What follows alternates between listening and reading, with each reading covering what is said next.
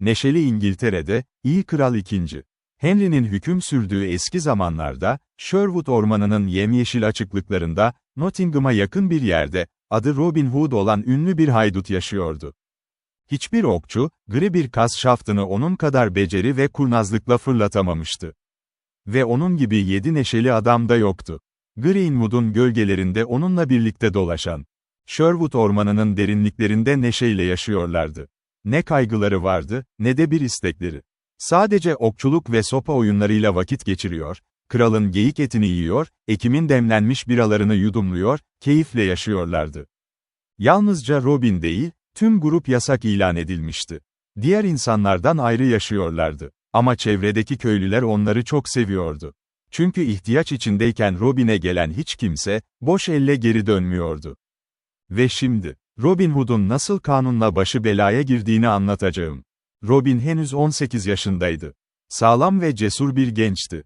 Nottingham şerifi bir atış maçı ilan etti ve ödül olarak Nottinghamshire'da en iyi şaftı vurana bir but bira vaat etti. Şimdi, dedi Robin, ben de gideceğim. Hem kızımın parlak gözleri için bir yay çekerim, hem de iyi Ekim birası için.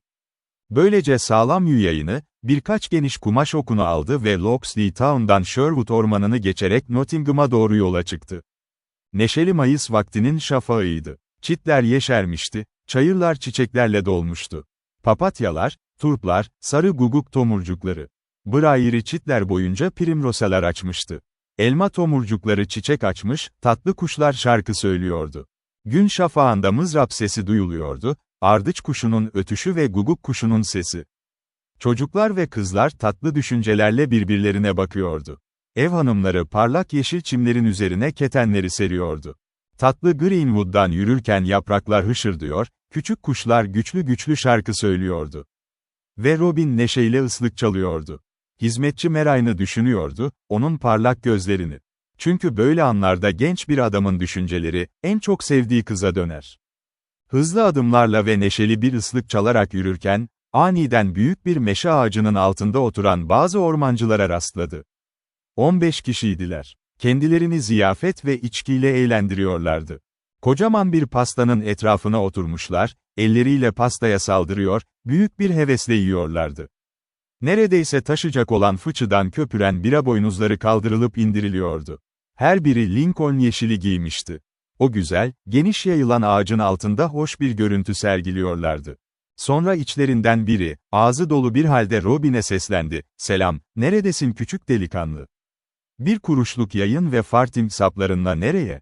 Robin sinirlendi. Çünkü hiçbir genç, yeşil yıllarında alay edilmekten hoşlanmaz. "Yayım ve oklarım gayet parlak," dedi sertçe. "Ve Nottingham'daki atış maçına gidiyorum. İyi Nottinghamshire şerifimiz tarafından ilan edildi. Diğer sağlam yeomenlerle birlikte çekeceğim. Ve güzel bir bira poposu ödülü var." Elinde bir bira boynuzu tutan biri güldü. "Ho, çocuğu dinleyin. Oğlum, annenin sütü henüz dudaklarında kurumadı. Ama Nottingham'ın iyi sağlam adamlarıyla boy ölçüşmeyi düşünüyorsun. Sen ki 2 taşlık bir yayı geremezsin. 20 markı ben tutuyorum," dedi cesur Robin. 600 çubuktan markı vururum. Meryem Ana'nın yardımıyla. Buna herkes yüksek sesle güldü. Biri haykırdı, "İyi övündün, güzel bebek. İyi biliyorsun ki gerçek bir hedef, bahsini alacak birinin yanında bulunmaz." Bir diğeri ekledi, "Sırada sütüyle bira alacak." Robin artık çok sinirlenmişti. "Dinle," dedi, "şu açıklığın yanında, 60-100 çubuk uzakta bir geyik sürüsü görüyorum. Sana 20 mark veriyorum. Meryem Ana'nın izniyle, aralarından en iyisini yere sereceğim." "Şimdi bitti," diye bağırdı ilk konuşan. "İşte 20 markım. Bahse girerim ki, hanımefendinin yardımıyla bile tek bir canavarın ölümüne sebep olamazsın." Robin iyi yayını eline aldı. Ucunu ayağına koyarak ustalıkla doğrultu gerdi. Geniş bir kumaş oku taktı, gri kas tüyünü kulağına kadar çekti. Yay teli çalındı. Ve okey, açıklıktan aşağıya hızla ilerledi. Serçe şahin kuzey rüzgarında süzülür gibi. En asil hayvan sürüden fırladı. Yeşil yolu kalbiyle kızartarak, sadece ölmek için. "Ha," diye bağırdı Robin. "O atışı nasıl buldun, iyi adam?" "Bahis benimdi." Ormancılar öfkeyle doldu. Bahsi kaybeden, herkesten daha da öfkeliydi. "Hayır," diye bağırdı. "Bahis senin değil. Git buradan." Yoksa tüm gökyüzü azizleri aşkına, yanlarını yağlayacağım ki bir daha asla yürüyemeyesin. Bilmiyor musun, dedi bir diğeri, kralın geyiğini öldürdüğünü. Kral Harry'nin yasaları uyarınca kulaklarını başına yakın tıraş ettirmen gerekiyor. Yakalayın, diye bağırdı üçüncüsü. Hayır, dedi dördüncüsü. Bırakın gitsin, genç yaşı yüzünden. Robin Hood tek kelime etmedi. Ormancılara somurtarak baktı. Sonra topuklarını dönerek ormanın aşağısına doğru yürüdü. Ama kalbi acı bir öfkeyle doluydu. Kanı sıcaktı ve gençti. Kaynamaya meyilliydi. İlk konuşan adam, Robin'i bırakıp gitseydi iyi olurdu. Ama öfkesi sıcaktı. Hem gençti, hem de içtiği derin içkinin etkisi altındaydı. Aniden hiçbir uyarı vermeden ayağa fırladı, yayını tuttu ve bir şaft taktı. Evet, diye bağırdı ve ben de çabuk olurum. Oku Robin'in peşinden ıslık çalarak gönderdi. Robin için iyiydi ki ormancının kafası aleyhile dönüyordu. Yoksa bir adım daha atamazdı. Olduğu haliyle okey, başının yalnızca 3 inç yakınından ıslık çalarak geçti. Robin döndü. Hızla kendi yayını çekti. Karşılık olarak bir okey gönderdi. Okçu olmadığımı söyledin, diye yüksek sesle haykırdı. Şimdi tekrar söyle. Okey düz uçtu. Ormancı bir çığlık atarak öne doğru düştü. Yüzüstü uzandı. Okları çevresinde gürültüyle saçıldı. Gri kaz şaftı kalbine saplanmıştı. Diğerleri akıllarını toparlamaya çalışırken, Robin Hood çoktan yeşil ormanın derinliklerine karışmıştı. Bazıları peşinden başladı, ama pek de kalpli değillerdi. Arkadaşlarının ölümünden hepsi korkuyordu. Sonunda ölü adamı kaldırıp Nottingham'a götürdüler. Bu arada Robin Hood yeşil ormanda koşuyordu. Tüm sevinci gitmişti. Her şeyin parlaklığı söndü. Kalbi içinde hastaydı. Ruhuna, bir insanı öldürdüğünü hissetti. Ah, diye bağırdı. Bana karşılık verecek bir okçu buldun. Keşke bana tek kelime etmeseydin. Keşke hiç yolundan geçmeseydim. Ya da sağ parmağım kesilmiş olsaydı bunlar olmadan önce. Aceleyle vurdum. Ama pişmanlığı boş zamanda yaşıyorum. Ve sıkıntısının ortasında bile eski sözü hatırladı, olan oldu. Çatlamış yumurta iyileşmez. Ve böylece, yeşil orman onun evi oldu. Tatlı Locksley Town'u bir daha göremeyecekti. Çocuklar ve kızlarla geçirdiği mutlu günler geride kalmıştı. Çünkü yasak ilan edilmişti. Yalnızca bir adamı öldürdüğü için değil. Kralın geyiğini avladığı için de. Başına 200 pound ödül konulmuştu. Kim onu kralın sarayına getirirse, bu ödülü alacaktı. Nottingham şerifi ise bu alçağı, yani Robin Hood'u adalete teslim edeceğine yemin etmişti. İki nedeni vardı. Birincisi 200 pound. İkincisi ise öldürülen ormancının kendi akrabası olması. Ama Robin Hood, Sherwood ormanında bir yıl boyunca saklandı. Ve o süre zarfında, kendisi gibi pek çok başkasını etrafında topladı. Bazıları aç bir geyik vurmuştu kış ayında. Başka yiyecek bulamayıp sonunda ormancılar tarafından takip edilmişler, ama kaçmışlardı. Böylece kulaklarını kurtarmışlardı. Bazıları miraslarından çıkarılmıştı. Böylece çiftlikleri Sherwood'daki kral topraklarına katılabilsin diye. Bazıları büyük bir baronun, zengin bir başrahibin ya da güçlü bir eskuirenin zulmüne uğramıştı. Hepsi tek bir amaç için, ya da bir diğeri yüzünden, haksızlıktan ve baskıdan kaçmak için Sherwood'a gelmişti. O bir yıl içinde, 500'e yakın iyi ve sağlam yeoman, Robin Hood'un etrafında toplandı. Ve onu lider olarak seçtiler. Yemin ettiler. Kendileri yağmalanmış olsalar bile, baskıcılara ait olan şeyleri geri alacaklardı. İster baron, ister başrahip, ister şövalye, ister sukuire olsun. Haksız vergilerle, arazi kiralarıyla ya da adaletsiz para cezalarıyla yoksuldan koparılan her şeyi geri alacaklardı. Ve fakirlere vereceklerdi. İhtiyacı olana uzanan bir el olacaklardı. Haksız yere alınanı geri iade edeceklerdi. Bunun dışında bir çocuğa ya da bir kadına zarar vermemeye de yemin ettiler. Ne hizmetçiye, ne eşe, ne de dula. Ve bir süre sonra insanlar anlamaya başladı. Onlar zarar vermiyordu. Tam tersine, pek çok fakir aileye, para ya da yiyecek olarak umulmadık anlarda yardım geliyordu. Halk, Robin'i ve neşeli adamlarını övmeye başladı.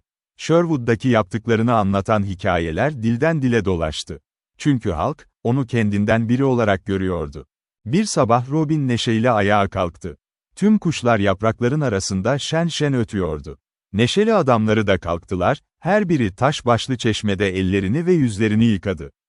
Sonra Robin dedi ki, 14 gündür hiç macera görmedik. Şimdi dışarı çıkıp macera arayacağım. Ama siz burada kalın, neşeli adamlarım. Yeşil ormanda bekleyin. Yalnızca çağrıma dikkat edin. 3 kez boru çalacağım. O zaman çabuk gelin, çünkü yardımınıza ihtiyacım olacak. Yapraklı orman açıklıklarından yürüyerek Sherwood'un eşiğine geldi. Uzun süre dolaştı. Ana yoldan geçti, yan yollardan, Dingley Dell'den, orman eteklerinden. Şimdi gölgeli bir sokakta güzel tombul bir kız gördü, neşeli bir söz söyleyip yoluna devam etti. Şimdi bir yürüyüş alanında güzel bir hanımefendi gördü, şapkasını çıkarıp kibarca eğildi. Şimdi eşeğiyle yük taşıyan şişman bir keşiş. Şimdi mızraklı cesur bir şövalye, güneşte parlayan kalkan ve zırh. Şimdi kırmızı giysili bir paj. Şimdi ciddi adımlarla yürüyen sağlam bir Nottingham tüccarı. Tüm bu manzaraları gördü. Ama macera bulamadı. Hiçbiri. Sonunda orman eteklerinden aşağıya inen bir yol aldı. Geniş ve çakıllı bir dereye doğru uzanıyordu bu yol. Dereyi geçmek için dar, ahşap bir kütük köprü vardı. Köprüye yaklaştığında, karşı taraftan uzun boylu bir yabancı geldi.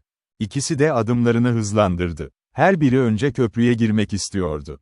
"Geri çekil," dedi Robin. "Daha iyisi önce geçer." "Hayır," diye yanıtladı yabancı. "O zaman sen geri çekil. Çünkü ben daha iyi bir adamım." "Bunu hemen göreceğiz," dedi Robin. "Ve o ana kadar olduğun yerde duracaksın. Yoksa Aziz Aelfrida adına, sana kumaş bahçesiyle kaburgaların arasını oynayacağım.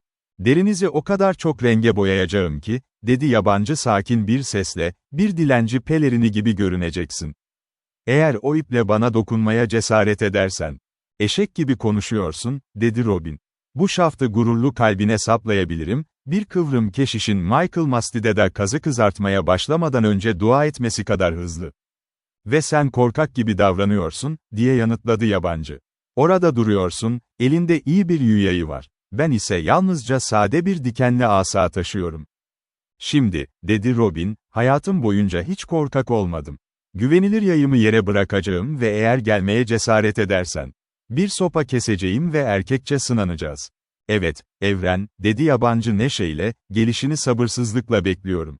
Asasına yaslanarak Robin'i bekledi. Robin hızla örtü tarafına geçti. Toprak meşeden düzgün, yeni, 6 feet uzunluğunda iyi bir asa kesti.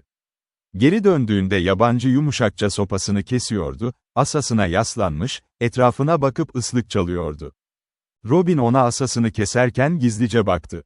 Göz ucuyla baştan aşağı ölçtü. Ve hayatında bu kadar iri, bu kadar sağlam bir adam görmediğini düşündü. Robin uzundu. Ama yabancı bir baş ve bir boyun daha uzundu. 7 ayak boyundaydı. Robin'in omuzları genişti. Ama yabancınınki daha da genişti. Belinde en az bir el ölçüsü kalınlığı vardı. "Yine de," dedi Robin kendi kendine, "derinizi güzelce boyayacağım, neşeyle, iyi dostum." Sonra yüksek sesle haykırdı, "İşte asam, sağlam ve zorlu. Şimdi gelmeye cesaret ediyorsan, gel ve benimle karşılaş. Birimiz darbelerle yere düşene kadar savaşacağız." "Tüm kalbimle," diye bağırdı yabancı. Ellerini döndürdü, asasını başının üstünde parmakları ve başparmağı arasında tuttu. Ta ki ıslık çalana kadar. Kral Arthur'un yuvarlak masa şövalyeleri bile bu kadar sert bir mücadeleyle karşılaşmamıştı. Bir anda Robin hızla köprüye adım attı. Bir numara yaptı. Yabancı karşılık verdi. Öyle güçlü bir darbe vurdu ki hedefine ulaşsaydı Robin'i hemen suya düşürürdü. Ama yabancı darbeyi ustaca sağa çevirdi. Ve karşılık olarak öyle bir darbe vurdu ki Robin de yabancı gibi geri döndü. Böylece her biri yerinde durdu. Hiçbiri parmak genişliğinde geri çekilmedi. 1 saat boyunca. Her ikisi de pek çok darbe aldı ve verdi. Arada ağrılı kemikler, kabarcıklar oluştu. Ama ikisi de, "Yeter," diye bağırmayı düşünmüyordu. Köprüden düşmek de olası görünmüyordu. Ara sıra dinlenmek için duruyorlardı. Ve her biri düşünüyordu ki, hayatında hiç böyle bir rakiple karşılaşmamıştı. Sonunda Robin, yabancıya kaburgaları üzerinde öyle bir darbe vurdu ki, ceketi nemli bir pipta saman gibi duman çıkardı güneşin altında. Öyle kurnaz bir darbe ki yabancı köprüden neredeyse düşüyordu. Ama kendini toparlayıp ustaca bir darbeyle Robin'e tepesinden bir çatlak verdi. Kan aktı. Sonra Robin öfkeyle çıldırdı. Tüm gücüyle karşı koydu. Ama yabancı darbeyi savuşturdu ve Robin'i bir kez daha vurdu. Bu sefer o kadar adil ki topukları başının üstüne geldi ve suya düştü. Bir kral pini bowling oyununda devriliverdiği gibi.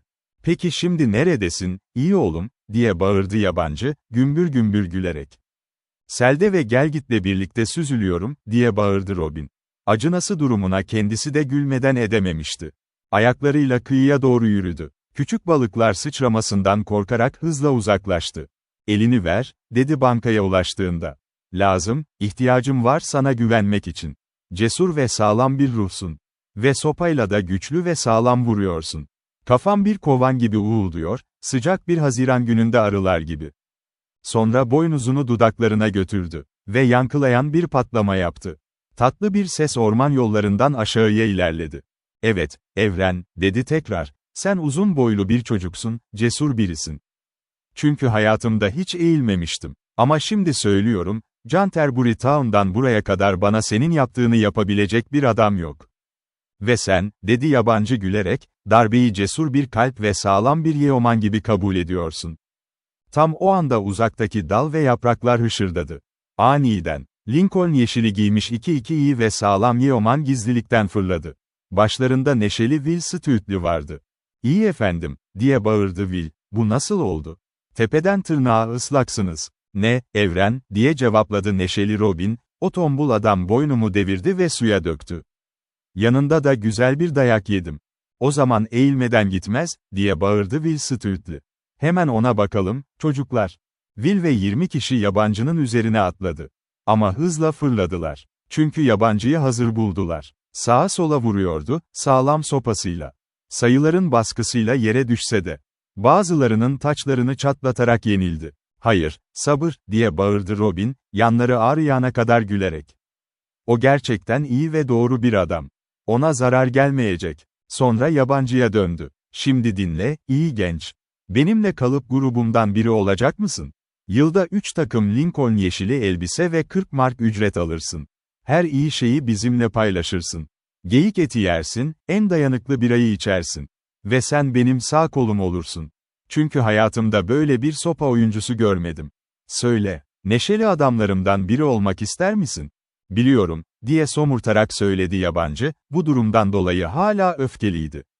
Eğer yay ve elma sapını meşe çopandan daha iyi yapamıyorsanız, yeomen olarak adlandırılmaya layık değilsiniz. Ama aramızda benden daha iyi değnek atabilecek bir adam varsa, o zaman katılmayı düşünürüm. İnancımla, dedi Robin, sen tam bir alaycı yaramazsın. Ama yine de, hiç böyle birine eğilmemiştim. İyi Stütli, 4 parmak genişliğinde beyaz bir kabuk parçası kes ve şu meşeye 400 yard uzağa yerleştir. Şimdi yabancı, bunu gri bir kas şaftıyla vur ve kendine okçu dö. Evet, evleneceğim, diye yanıtladı yabancı. Bana sağlam bir yay ve güzel geniş bir okey ver. Eğer isabet etmezsem, beni soyun ve yay telleriyle döv. En sağlam yayı ve düz bir gri kas şaftını seçti. Tüm grup yeşil bahçede oturur ya da uzanırken, onun ateş etmesini izledi. Oku yanağına çekti. Serbest bıraktı. Şaft öyle düz ve doğru gitti ki tam ortadaki işarete saplandı. Mükemmel bir isabet. Aha, diye bağırdı. Eğer sen de düzeltebilirsen. Yeomenler bile bu kadar adil bir atışta el çırptı. Gerçekten keskin bir atış, dedi Robin. Düzeltemem. Ama belki bozabilirim. Kendi sağlam yayını aldı. Dikkatlice en büyük becerisiyle bir okey yerleştirdi. Nişan aldı. Okey doğrudan uçtu. Yabancının şaftına tam olarak isabet etti. Ve onu parça parçalara ayırdı. Tüm yeomenler ayağa fırladı, sevinçle bağırdı. Usta çok iyi çekmişti. Şimdi, iyi Aziz Whittles adına, diye bağırdı yabancı. Bu gerçekten bir atış. Hayatımda böyle birini hiç görmedim. Şimdi, gerçekten senin adamın olacağım. Adam Bel'in şansı iyiydi ama asla böyle vuramadı. O zaman bugün gerçekten iyi bir adam kazandım, dedi neşeli Robin. Adın ne? İyi adam. Geldiğim yerde bana John Little derler, diye yanıtladı yabancı. Sonra şakadan hoşlanan Will Stütli konuştu. Hayır, güzel küçük yabancı, dedi, adını beğenmedim. Değiştirmek istiyorum. Gerçekten çok büyüksün. O yüzden küçük John olarak vaftiz edileceksin. Ben de senin vaftiz baban olacağım. Robin Hood ve tüm grup yüksek sesle güldü. Ta ki yabancı sinirlenene kadar. Benimle dalga geçersen, dedi Will Stütli'ye, kemiklerini ağrıtırım. Ve bu kısa sürer. Hayır iyi dost, dedi Robin Hood, öfkelenme. İsim sana çok yakışıyor. Bundan sonra Küçük John olarak anılacaksın. Ve Küçük John olsun. Hadi neşeli adamlarım, bu güzel bebek için vaftiz ziyafeti hazırlayacağız. Ardından dereye sırtlarını dönerek ormana daldılar. Adımlarını takip ederek ormanın derinliklerine, kendi yaşadıkları yere geldiler. Orada kabuk kulübeleri inşa etmişlerdi. Ağaç dallarından ve tatlı koltuklardan yapılmış, boş geyik derileriyle serilmiş kanepeler vardı. Büyük bir meşe ağacı duruyordu, dalları geniş yayılmıştı. Altında yeşil yosundan bir oturma yeri vardı. Robin Hood'un ziyafetlerde ve eğlencelerde oturduğu yer. Grubun geri kalanını buldular burada. Bazıları bir çift dişi geyikle gelmiş, bol bol getirmişti. Büyük ateşler yaktılar. Kısa süre sonra geyikler kızarıyordu ve bir fıçı uğuldayan ala açıldı. Ziyafet hazır olunca hepsi oturdu. Robin, küçük John'u sağ eline yerleştirdi. Çünkü artık grubun ikincisi olacaktı. Ziyafet bitince Will Stewart konuştu.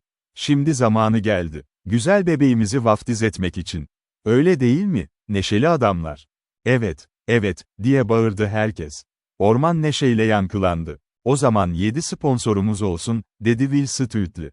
Ve tüm grubun 7 en dayanıklı adamını seçti. Şimdi Aziz Dunstan adına, diye bağırdı küçük John, ayağa fırlayarak. Biriniz üzerimde parmağınızı koyarsa pişman olursunuz. Ama tek kelime etmeden hepsi birden üzerine koştular.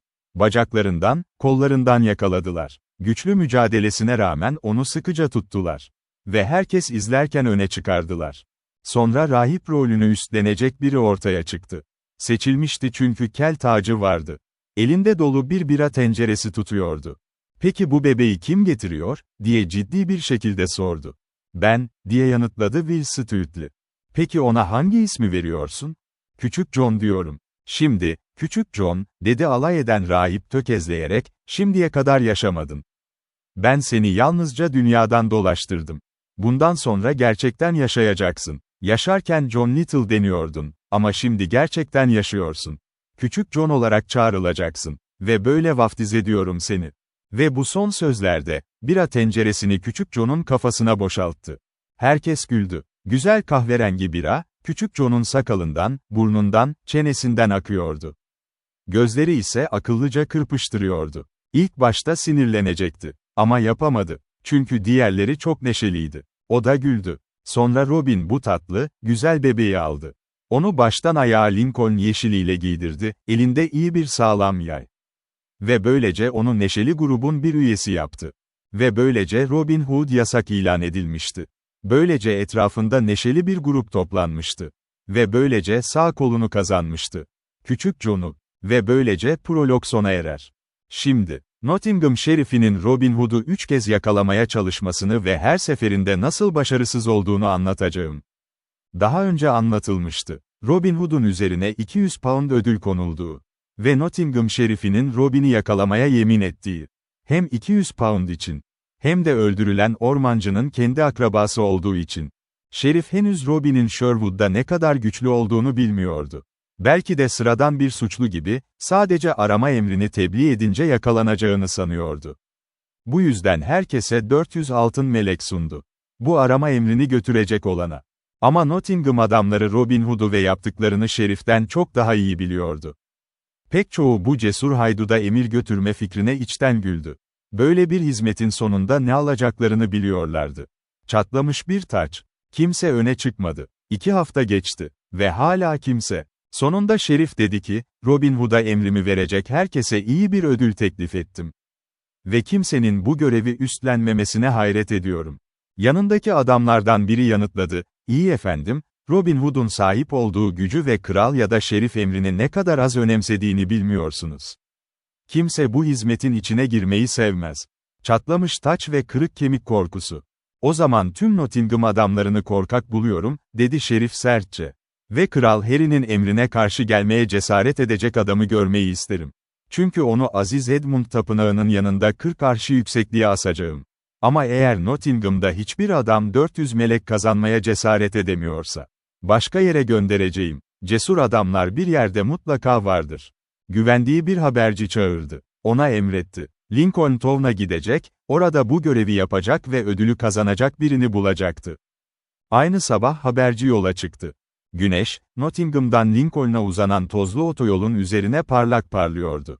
Tepe ve vadi boyunca beyazlara uzanan bir yol. Dusty bir yol ve habercinin Dusty bir boğazı. Mavi domuz hanının işaretini gördüğünde yüreği ferahladı. Yolculuğunun yarısından fazlası bitmişti. Han açık görünüyordu. Etrafındaki meşe ağaçlarının gölgesi serin ve hoştu. Atından indi. Biraz dinlendi. Susayan boğazını tazelemek için bir tencere bira istedi. Kapının önündeki yeşilliklerin gölgesinde bir grup neşeli adam oturuyordu.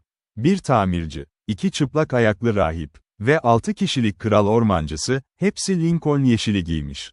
Hepsi bira yudumluyor, eski neşeli baladlar söylüyordu. Ormancılar şakalar yaparak gülüyordu. Rahipler onlardan daha yüksek sesle güldü. Siyah koçun yünü gibi kıvrılan sakalları vardı. Ama en yüksek sesle gülen, Tinker'di ve en tatlı şarkı söyleyen de. Çantası ve çekici meşe ağacının bir dalına asılıydı. Yanında, bileği kadar kalın ve düğümlenmiş iyi sağlam bir sopası duruyordu. "Gel," diye bağırdı ormancılardan biri yorgun haberciye, "bize katıl bu içime." "Ho, ev sahibi, her adam için taze bir tencere ale getir." Haberci memnunla oturdu. Uzuvları yorgundu ve bira iyiydi. "Hangi haberi getiriyorsun bu kadar hızlı?" diye sordu biri. "Ve nereye gidiyorsun bugün?" Haberci konuşkan biriydi. Biraz dedikodu çok severdi. Ve bira kalbini ısıtmıştı. Han bankının köşesine yerleşti. Ev sahibi kapıya yaslanmış dinliyordu. Ev sahibesi ellerini önlüğünün altında tutarak duruyordu. Ve haberci büyük bir rahatlıkla haberlerini anlattı. Her şeyi en başından anlattı. Robin Hood'un ormancıyı nasıl öldürdüğünü ve yasadan kaçmak için yeşil ormana nasıl saklandığını, orada nasıl yaşadığını, her şeyi yasalara aykırı, kralın geyiğini avlamasını, şişman başrahip, şövalye ve Esquire'den nasıl vergi aldığını. Öyle ki Walling Street veya Fosseway boyunca kimse artık ondan korkusuz seyahat edemiyordu. Şerif'in kralın emrini yerine getirme kararını anlattı. Ama tüm Nottingham Town'un bu arama emrini yerine getirmekten ne kadar korktuğunu da. "Şimdi ben de iyi Banbury kasabasından geliyorum," dedi neşeli Tinker. "Ve Nottingham'a yakın kimse yok. Benim kepçemi tuttuğum gibi tutabilecek kimse yok. Neden çocuklar, o deli Simon'la Ellie'yi Hertford Town panayırında bile ringde yemedim mi? Aynı Robin Hood, daha önce hiç duymadım ama güçlü olsun, ben daha güçlü değil miyim? Kurnaz olsun, ben daha kurnaz değil miyim?" Tinker doğruldu. Nan o, The Mill'in parlak gözleriyle ve kendi adımla. Hatta ben bile, wow, Crabstaff. Bu sağlam serseriyle karşılaşacağım. Egemen Kral Harry'nin mührünü ve emrini umursamayan bu adamla. Onu morarıncaya kadar döveceğim, bir daha parmak ya da ayak parmağını hareket ettiremeyeceği hale getireceğim. "Duyuyor musunuz, zorba çocuklar? Şimdi benim param için sen varsın," diye bağırdı haberci. "Ve benimle Nottingham Town'a dön." "Hayır," dedi Tinker, başını yavaşça sallayarak. "Kendi özgür irademle olmadan hiçbir yere gitmem. Nottinghamshire hiç kimse isteklerine karşı seni oraya götüremez, cesur adam," dedi haberci. "Evet, bu ben cesurum," dedi Tinker. "Evren," dedi haberci, "cesur bir gençsin. Ama iyi şerifimiz, Robin Hood'a arama emrini götürecek olana 400 parlak altın melek sundu. Ama pek faydası olmadı. O zaman seninle giderim, delikanlı. Çantamı, çekicimi ve sopamı alana kadar bekle. Aynı Robin Hood ile tanışayım ve göreyim. Kralın emrinden rahatsız olmamasının ne kadar zor olduğunu anlasın." Puanlarını ödedikten sonra haberci ve Tinker, geri Nottingham'a döndüler. O sabahtan kısa bir süre sonra. Parlak bir sabah. Robin Hood Nottingham Town'da ne olup bittiğini görmek için neşeyle yürüyordu. Yol kenarında papatyalar tatlıydı. Gözleri ve düşünceleri dolaşıyordu. Turuba borusu kalçasında asılıydı. Yay ve okları sırtında. Elinde iyi bir meşe asa, parmaklarıyla döndürerek yürüyordu. Böyle yürürken gölgeli bir sokakta bir tamircinin geldiğini gördü. Neşeli bir şarkı söylüyordu. Sırtında çantası ve çekici asılıydı. Elinde tam 6 feet uzunluğunda sağlam bir yengeç asası tutuyordu. Ve şöyle şarkı söylüyordu. Bezelye'nin zamanında, av köpeği boruya kulak verirken, geyik öldürülene dek ve küçük çocuklar mısır pipolarıyla oturup tarlalarda hayvan beklerken, "Merhaba dostum," diye bağırdı Robin. "Çilek toplamaya gittim." "Merhaba," diye bağırdı Robin tekrar. Ormanların ve korulukların tam ortasında. "Merhaba, sağır mısın, adamım, sana diyorum. Ve sen kimsin ki bu kadar cesurca güzel bir şarkıyı bölüyorsun?" diye sordu Tinker, şarkısını keserek. "Merhaba, parlak, iyi arkadaş olsan da olmasan da. Ama sana şunu söyleyeyim, iyi bir arkadaş ol. İkimiz için de iyi olur. Ama iyi arkadaş olamazsan, bu sana kötü gider. Peki nereden geliyorsun, şehvetli kılıcım, diye sordu Robin. Ben Banbury'denim, diye yanıtladı Tinker. Ne yazık ki, dedi Robin, bu güzel sabah üzücü haberler duydum. Ha, gerçekten mi, diye hevesle bağırdı Tinker. Söyle çabuk, ben kendi mesleğimde bir tamirciyim ve ticaret olarak habere açgözlüyüm. Bir rahip Fartinglara açgözlü olduğu gibi. Peki o zaman, diye başladı Robin yürürken, ama kendini doğrult, çünkü haber üzücü. Şöyle, 2 tamirciyi bira içmek için stoklarda gördüğümü duydum. Şimdi bir Murraun seni ve haberini yakaladı, sen skorbut köpek, dedi Tinker. İyi adamlardan sadece kötü şeyler söylüyorsun. Ama gerçekten üzücü. Stoklarda 2 sağlam adam var. Hayır, dedi Robin, hedefi ıskaladın. Haberin üzüntüsü şurada. Stoklarda yalnızca 2 kişi var. Diğerleri ülke genelinde dolaşıyor. Şimdi Aziz Dunstan'ın kalay tepsisi yanında, diye bağırdı Tinker. Şakalarından dolayı derinizi güzelce yağlamak isterim. Ama cin adamlar, bira ve bira içmek için stoklara koyarlar. Senin payın kaybolmaz. Robin yüksek sesle güldü. Tebrikler, Tinker, tebrikler. Zekan bira gibi. Ekşiyince köpürüyor. Ama haklısın. Ben birayı çok severim. Haydi seninle mavi domuza gidelim. Eğer göründüğün kadar içebilirsen ve bakışın beni yanıltmıyorsa, boğazını Nottinghamshire'ın en iyi ev yapımı yemekleriyle ıslatacağım. İnancımla, dedi Tinker. Sen gerçekten iyi bir adamsın, şakalarına rağmen. Seni seviyorum, tatlı çak. Ve o mavi domuza gitmeyeceğimi söylersen bana putperesttü. Birlikte yürürlerken Robin sordu, bana haberini söyle, iyi dostum. Sorguluyorum seni çünkü. Tinkerler bence, her zaman haberlerle dolu, yumurta gibi. Şimdi seni kardeşim gibi seviyorum. Zorba kılıcım, dedi Tinker, yoksa haberimi söylemezdim. Çünkü kurnaz davranıyorum ve elimde ciddi bir iş var. Cesur bir kişiyi aramaya geldim. Robin Hood denilen yasa dışı biri. Kesemde bir arama emri var, parşömen üzerine adilce yazılmış, hepsi büyük kırmızı mühürle mühürlenmiş. Aynı Robin Hood ile tanışmak isterdim. Zarif bedenine teslim etsem, umursamazsa onu döverim ta her kaburga ağlayana kadar. Ama sen burada yaşıyorsun. Belki Robin Hood'u tanıyorsun, iyi adam. Evren, biraz tanıyorum, dedi Robin. Ve çok sabah gördüm. Ama Tinker, insanlar onun sadece üzgün, kurnaz bir hırsız olduğunu söylüyor. Arama emrine dikkat et, yoksa onu senden çalar. Bırak denemesin, diye bağırdı Tinker. Kurnaz olsa da, ben de kurnazım. Keşke şimdi burada olsaydı, adamdan adama. Ve sağlam sopasını döndürdü. Ama nasıl biri bu adam, delikanlı? Benim gibiyim, dedi Robin gülerek, boy, yapı ve yaş olarak neredeyse aynı. Mavi gözleri de var. Hayır, dedi Tinker. Sen sadece yeşil bir gençsin. Ben büyük sakallı bir adam sanıyordum. Nottingham adamları ondan çok korkuyor. Gerçekten, o senin kadar yaşlı değil, dedi Robin. Ama erkekler onu çeyrek personelde çok yetenekli biri olarak tanıyor. Olabilir, dedi Tinker sağlam bir şekilde. Ama ben ondan daha çevrikim. Simon of Ely'i ringde adil bir maçta yemedim mi? Ama onu tanıyorsan, benimle gelir misin? Beni ona götürür müsün? Şerif 400 parlak melek vaat etti. Ben de 10 tane sana veririm. Evet, öyle yapacağım, dedi Robin.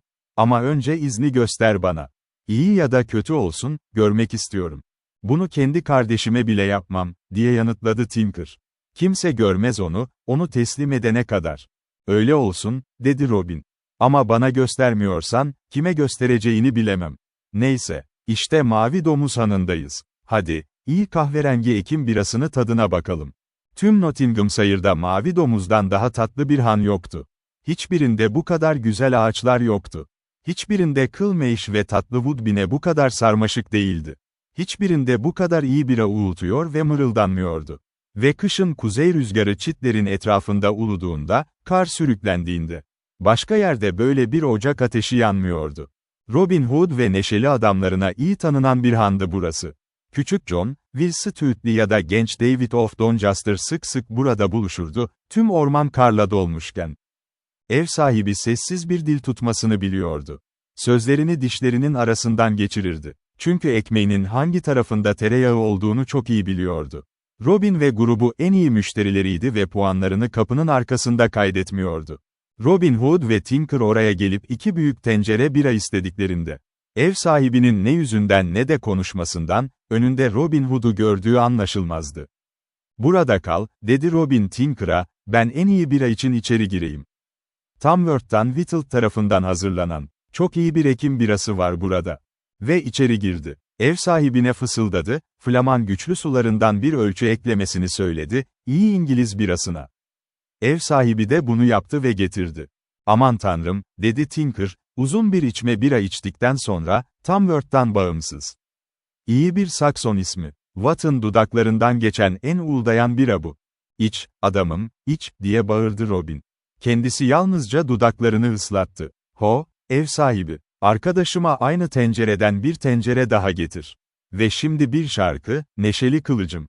"Evet, sana bir şarkı vereceğim sevgili dostum," dedi Tinker. "Çünkü daha önce böyle bir bira tatmamıştım. Meryem Ana, kafamı bile titretiyor. Hey, hanımefendi hostes, gel dinle. Sen de, tatlı kız. Çünkü parlak gözler bana bakarken hiç bu kadar güzel şarkı söylememişim." Sonra Kral Arthur'un zamanına ait eski bir balat söyledi. Adı, Sir Gawain'in evliliği. Ve herkes o soylu şarkıyı dinledi. Ama Tinker son kıtaya gelmeden önce, dili tökezlemeye başladı. Başı dönüyordu. Çünkü bira ile karışmış güçlü sular. Önce dili tökezledi. Sonra sesi yoğunlaştı. Başı sağdan sola sallandı. Ve sonunda bir daha uyanmayacakmış gibi uyuyakalındı. Robin Hood yüksek sesle güldü. Hızla arama emrini Tinker'ın kesesinden aldı, becerikli parmaklarıyla. "Kurnazsın, Tinker," dedi. "Ama henüz değil. Aynı kurnaz hırsız Robin Hood kadar kurnaz değilsin." Sonra ev sahibini yanına çağırdı. "Burada, iyi adam. İşte 10 geniş şilin. Bugün bize verdiğin eğlence için. Ve o güzel misafirini orada bak. Uyandığında, 10 şilin daha al ondan. Yoksa çantasını, çekicini, hatta ceketini bile al, böyle cezalandırıyorum." Greenwood'a gelip bana yardım dağıtmak isteyenleri. Ev sahibi sinsi bir şekilde gülümsedi. Tinker öğleden sonra sona erene kadar uyudu. Gölgeler uzayınca, uyandı. Önce başını kaldırdı. Sonra aşağıya baktı. Sonra doğuya. Sonra batıya. Aklını toplarken kafası arpa samanları gibi dağılmıştı. İlk olarak neşeli arkadaşını düşündü. Ama gitmişti. Sonra sağlam yengeç asasını düşündü. Sonra emrini. Ve 400 melek ödülünü. Elini kesesine soktu. Ne bir kuruş ne de bir farthing. Öfkeyle ayağa fırladı. "Ho, ev sahibi," diye bağırdı. "O alçak nereye gitti? Hangi alçaktan bahsediyorsunuz, sayın?" diye sordu ev sahibi, onu yatıştırmaya çalışarak, öfkeli suya yağ döküyormuş gibi. "Yemin ederim ki kimse o adama alçak demeye cesaret edemez. Sherwood ormanına bu kadar yakın. Sizinle birlikte gördüğüm tam sağlam bir yeomandı. Ama sayın onu tanıdığını sanıyordum. Burada çok az kişi var, yanından geçip tanımayan. Şimdi, tüm bunları nasıl bilebilirdim?" diye bağırdı Tinker derin bir sesle. "O zaman kim bu kadar iyi tanıdın? Ne? Buradaki insanların Robin Hood dediği iri bir adam var. Aynı. Şimdi, hanımefendi," diye bağırdı Tinker daha da hızlı, öfkeli bir boğa gibi. "Beni hanına girerken gördün. Ben sadık, dürüst bir zanaatkarım. Ve bana şirketimin kim olduğunu hiç söylemedin. Kendi kendine şirketinin kim olduğunu gayet iyi göstermene rağmen. Şimdi, paten kırmak için tam bir aklım var." Sopasını aldı. Ev sahibi sanki vurulacakmış gibi dirseğini havaya kaldırdı. "Ama nasıl bilebilirdim ki onu tanımadığını?" diye haykırdı. "Gerçekten minnettar olabilirsin," dedi Tinker, "ki ben sabırlı bir adamım.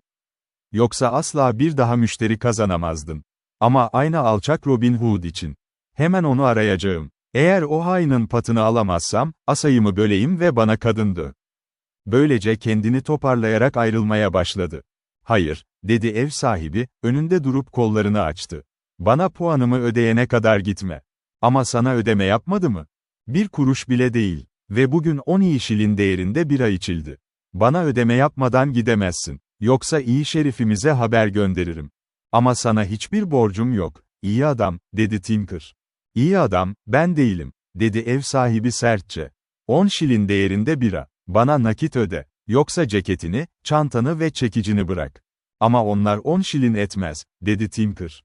"O zaman büyük köpeğimi serbest bırakırım. Macon, kapıyı aç. Ve bu adam bir adım kıpırdarsa Brian'ı serbest bırak." "Hayır," dedi Tinker. Ülkede dolaşarak köpekleri ne kadar iyi öğrenmişti. Ne istersen al, ben içeri gireyim huzurla. Ve bir murrain seninle. Ama ah, ev sahibi, seni yakalarsam. Sahip olduklarının bedelini ödettirim. Böylece ormana doğru yürüdü, kendi kendine söylenirken. Ev sahibi hanımefendisi ve Macon ile birlikte ona bakıyordu. Ve uzaklaşınca güldüler. Robin ve ben onu güzelce soyduk, dedi ev sahibi. Tam o sıralarda, Robin Hood, Fosseve'ye geçmişti. Orada neler olacağını görmek istiyordu. Ay dolu ve gece parlak olacaktı. Elinde sağlam meşe asası taşıyordu, yanında borazan boynuzu asılıydı. Orman yolunda yürüyor, ıslık çalıyordu. Başka bir yoldan Tinker geliyordu. Kendi kendine mırıldanıp öfkeli bir boğa gibi başını sallıyordu. Ve bir anda, keskin bir şekilde yüz yüze geldiler. Her ikisi de bir süre hareketsiz durdu. Sonra Robin konuştu. "Merhaba, tatlı kuşum," dedi neşeyle gülerek. "Birayı nasıl buldun? Bana bir şarkı daha söylemeyecek misin?" Tinker önce hiçbir şey söylemedi. Sadece Robin'e somurtarak baktı. "Şimdi," dedi sonunda, "seni tanıdığıma çok sevindim. Ve eğer bugün kemiklerini sallamayacaksam, ayağını boynuma koymana izin veriyorum." "Tüm kalbimle," diye bağırdı neşeli Robin. "Kemiklerimi salla, yapabilirsen." Asasını tuttu ve kendini korumaya aldı. Tinker ellerine tükürdü. Asasını kavrayıp doğrudan Robin'e yöneldi. 2-3 darbe vurdu. Ama kısa sürede anladı ki, bu eşit bir maçtı. Robin hepsini koruyor ve karşılık veriyordu. Tinker'ın önünde düşünmeden Robin kaburgalarına bir dokunuş yaptı. Robin yüksek sesle güldü. Ve Tinker her zamankinden daha da öfkelendi. Tüm gücüyle vurdu. Robin 2 vuruşu korudu. Ama üçüncüsünde, Tinker'ın güçlü darbesi altında asası kırıldı. "Şimdi, hain asa olsun," diye bağırdı Robin, asa elinden düşerken. "İhtiyaç anında bana böyle hizmet ettiğin için kötü bir çubuksun. Şimdi teslim ol," dedi Tinker. "Sen benim esirimsin. Yapmasan, pateni pudinge çeviririm." Robin cevap vermedi. Boynuzunu dudaklarına götürdü. 3 patlama yaptı. Yüksek ve net. "Evet, üfle," dedi Tinker. "Ama seninle Nottingham'a geleceksin. Şerif seni orada görmek istiyor. Şimdi, seni serbest mi bırakayım, yoksa güzel kafanı mı kırayım?" "Ekşi bira içmeliyim, zorundayım," dedi Robin. "Ama daha önce hiç pes etmedim. Yara ya da iz olmadan.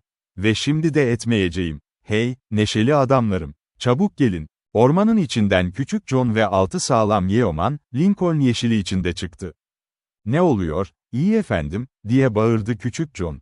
"Boynuzu neden bu kadar yüksek sesle çalıyorsunuz?" "Orada bir Tinker duruyor," dedi Robin.